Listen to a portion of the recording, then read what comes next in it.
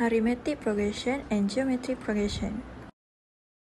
Arithmetic progression have 4, which is number 1, regular payments or contributions. Number 2, loan repayment. Number 3 is income or salary increase, and number 4 is depreciation of assets.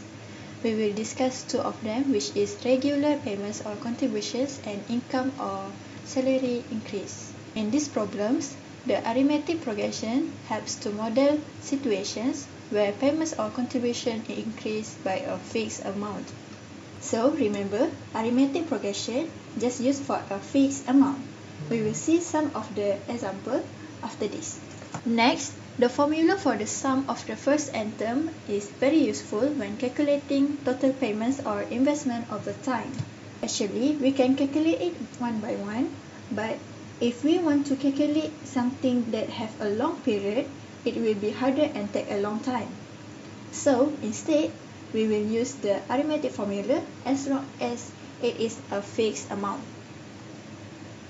Next, the problems can be adjusted for different financial scenarios such as savings, loans, salary increments, and investment with regular contribution. If you notice, we can use it in our daily life either in financial or something else. Here is the formula of arithmetic equation. An equal to A1 plus n minus 1 multiplied by D. An stand for n term. A1 is the first term and n a number of contribution or periods, and D is common difference. Then formula for the sum is Sn equal to n over 2 multiplied by 2A1 plus n minus 1 multiplied by D. So Sn is sum of n term, and A1 is first term like before, and n is the number of contributions periods, and D is common difference. Question 1. We will discuss about the simple question first. The first term of an arithmetic sequence is 3, and the common difference is 4. Find the 10th term of sequence. We write down the information given first. The first term is 3 because here it tells you the first term of an arithmetic sequence is 3. And then the common difference is 4, and we want to find the 10th term. So we use this formula, and we will substitute into the formula, and we will get the 10th term equal to 39. So the 10th term of sequence is 39. Next, we will discuss about regular monthly deposit. A person deposits 100 ringgit in the first month into savings account. Every month, they increase the deposit by 10 ringgit. How much will they have deposited after 12 months? Remember to write down the information given. So the first term is 100 ringgit because it say first month, so it is first term. And then the common difference is increase deposit by 10 ringgit. So we want to find the sum of 12th term because it says after 12 months. So the solution, we use this formula to find for the sum of 12th term.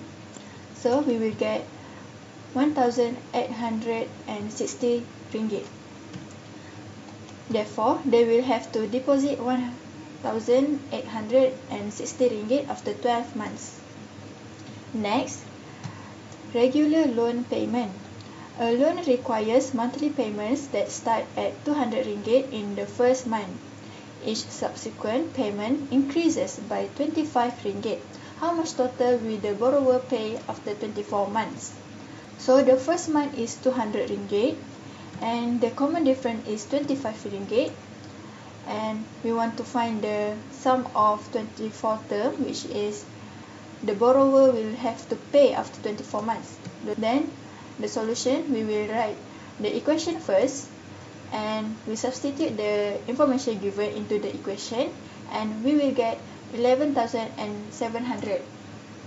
So the total will the borrower pay after 24 months is 11,700 ringgit. Next, loan with decreasing payment. So a person take out the loan of 15,000 with monthly payments. the first payment is 300 ringgit and subsequent payment decreases by 10 ringgit. What will the total amount paid over the 24-month loan term? So the first term is 300 ringgit. It says here first payment is 300 ringgit, not 15,000, because 15,000 is only the person takes out the loan. So it not the first term. First term is first payment. First payment is 300 ringgit. Okay. And then the common difference is negative 10 ringgit because it says decreases by 10 ringgit. So we want to find the sum of 24 term, the solution. We write the equation first and then substitute the information into the equation. So we will get sum of 24 term is 4,400 ringgit. So the total amount paid over the 24-month loan term is 4,400 ringgit. Next, we will continue with Aisyah. Hi, Assalamualaikum to Dr. NURUL and my friends. My name is Aisyah. Today, I will be presenting on arithmetic progression and geometric progression. These concepts are frequently applied in real-life scenarios, especially when dealing with income, salary increments, or bonus. Salary increase example. Let's start with example 1, which deals with an employee's salary increment. The employee earns Rm50,000 in 2019 and the salary increases by Rm4,000 annually due to promotions. The problem asks us to calculate two things. First, the employee's salary after 6 years and the total income earned over these 6 years. To solve this, we use the formula for arithmetic progression. For part A, we calculate the salary in the 6th year using the n-term formula. The formula is AN equal to A1 plus N minus 2D.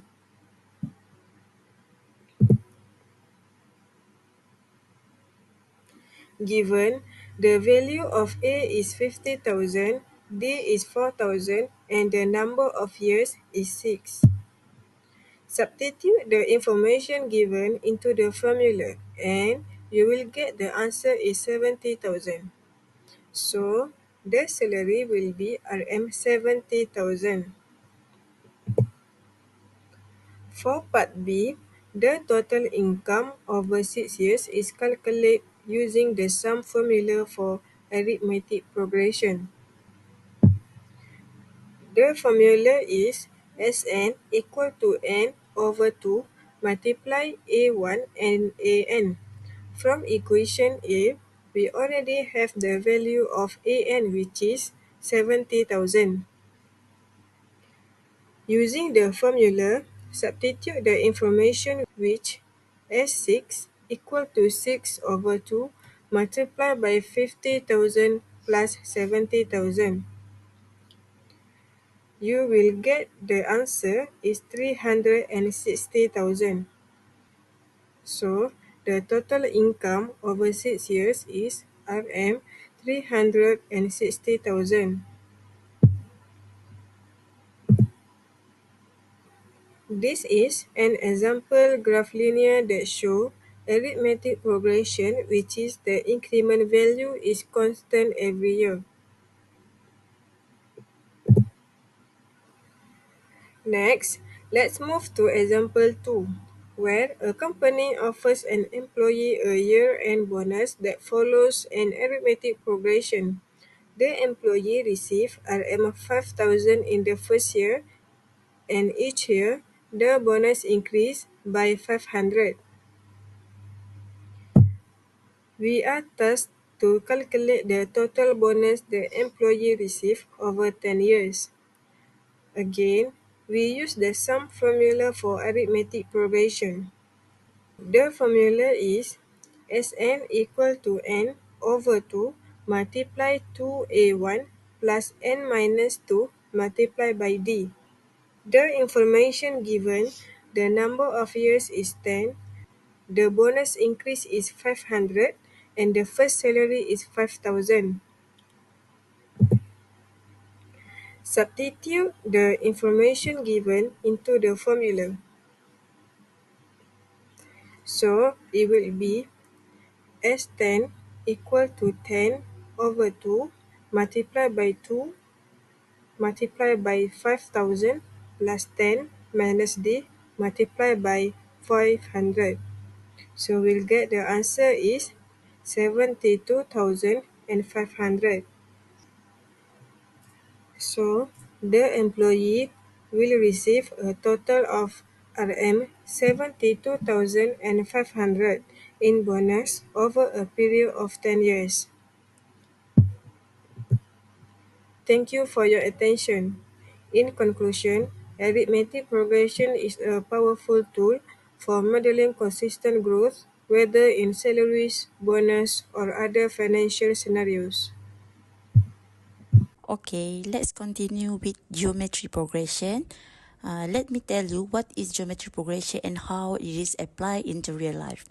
Geometry progression is a mathematical concept used in financial mathematics to model a situation. Geometry progression also provides frameworks in making decisions based on projected value over time. How geometry progression used in the real life? Geometry progression is a crucial in a finance as it helps in calculating and evaluating the interest of loan, investment, and other financial instruments, also including population, future value, which it is involved exponential growth and decay. The use of geometry progression in the real life is compound interest, population growth, and inflation. Let me continue with the general form of geometry progression, where an equal to a1 multiplied by r the power of n minus 1, where an is the nth term at the end of the time period, a1 is the first term of the time period, r is the common ratio per time period, and n is the number of terms.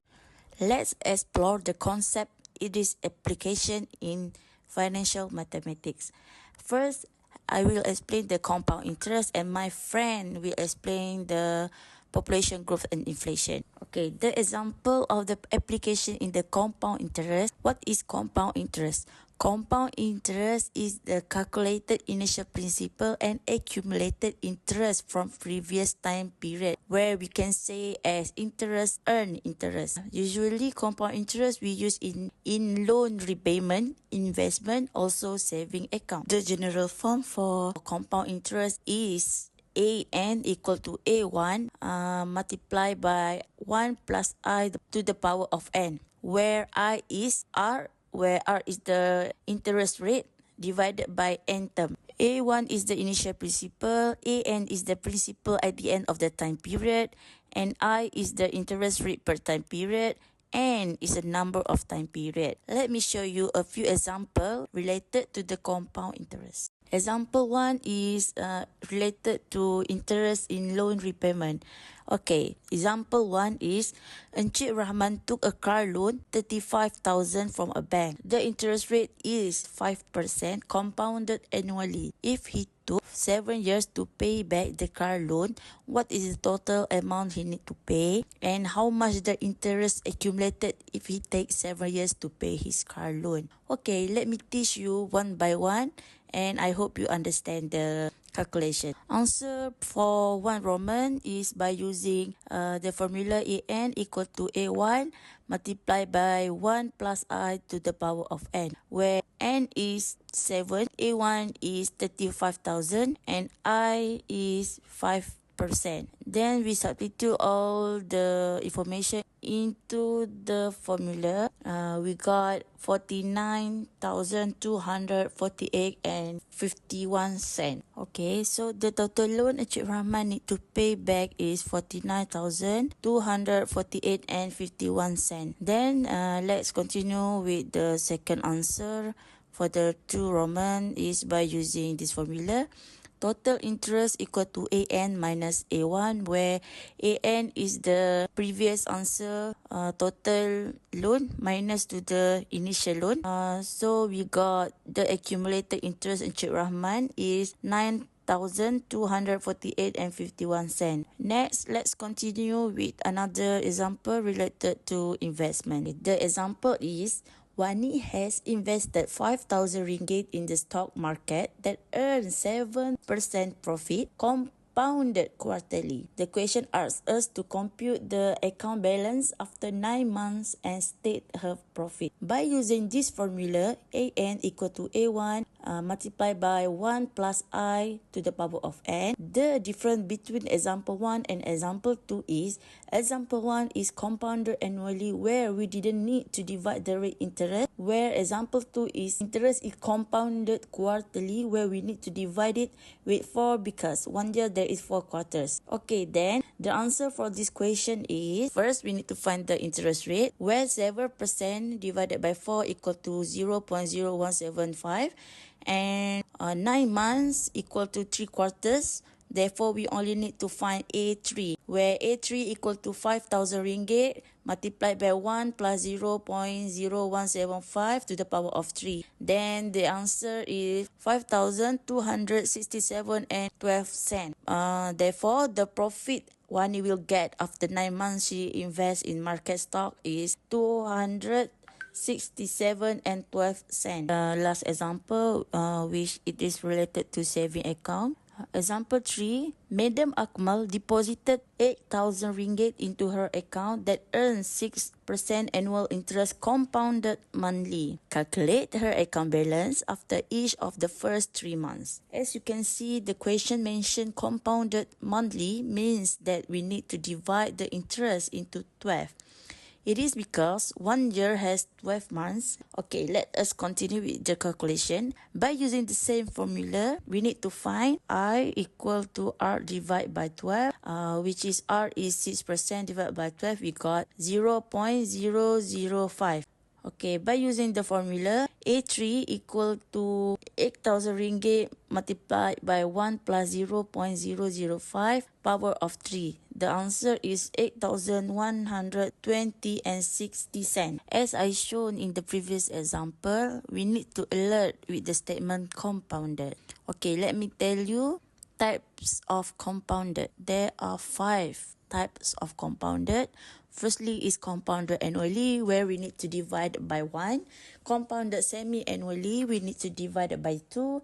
Quarterly by 4 and monthly divided by 12 months and daily divided by 365 days. Why all of these example or this compounded interest related to geometry progression? Because the rate of the common ratio is constant through the end of the calculation. Hopefully my explanation about the compounded interest will help you in the making the right decision. Thank you.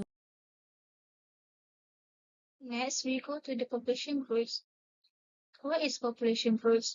Population growth refers to the increase in the number of people in a specific region over a period of time. It is influenced by factors such as birth rates, death rates, immigration, and immigration. Population is often modeled using the formula PT equal to P naught times E to the power of RT, where PT is population at time T, P naught is initial population, R is growth rate, T is time in years, E Euler's number approximately 2.71828.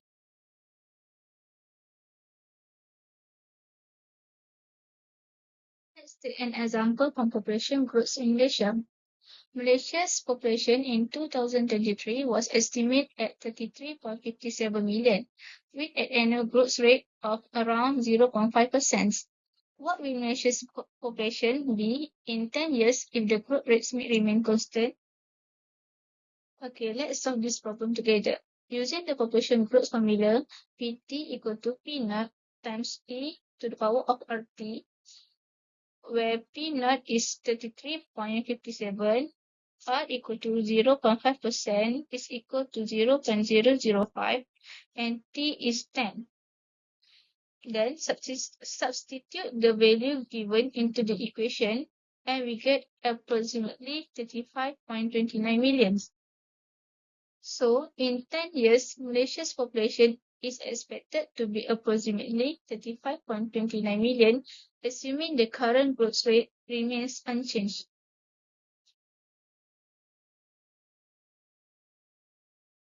Then we go to the inflation. Inflation is the rate at which the general level of price for goods and services in an economy rises over time, resulting in a decrease in the purchasing power of money. Inflation can be modeled using the formula for future value, considering a constant inflation rate, FV equal to PV times 1 plus R to the power of T, where FV future value, PV is present value, R is annual inflation rate, and T is time in years.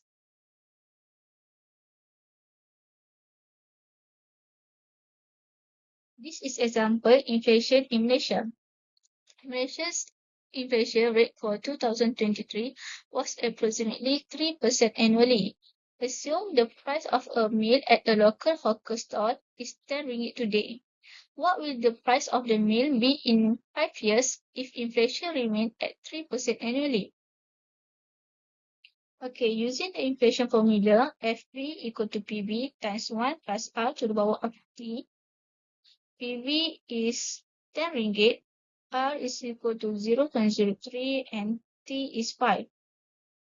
Substitute the value given into the equation and we get 11 ringgit and 59 cents.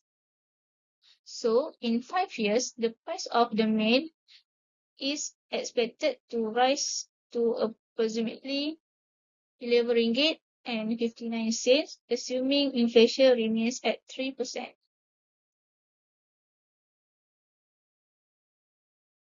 Lastly, I will be discussing the impact of population growth and inflation of Malaysia's development, particularly in sectors such as housing, infrastructures, and the cost of living. Implication of population growth. Continuous population growth increases the demand for housing, especially in urban areas like Kuala Lumpur and Penang. This has led to rising property price, making it challenging for younger generation to own homes. Next, as the population grows, the government needs to focus on expanding infrastructure such as schools, hospitals, and public transport system to meet the need of a growing society. Implication of inflation. Inflation directly affects the cost of living, particularly the price of essential goods such as food and basic service. For example, rising food prices have put financial pressure on low-income households. Next, the government must adjust subsidies and minimum wage level to mitigate the effects of inflation and ensure that the purchasing power of the people is preserved. In conclusion, population growth and inflation require proactive measures from both the government and the private sector to ensure sustainable development and the well-being of the people.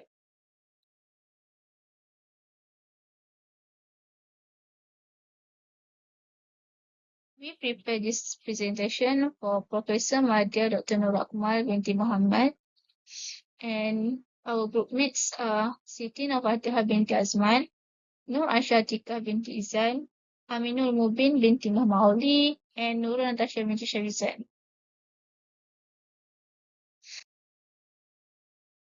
Okay, that's all for us. Thank you.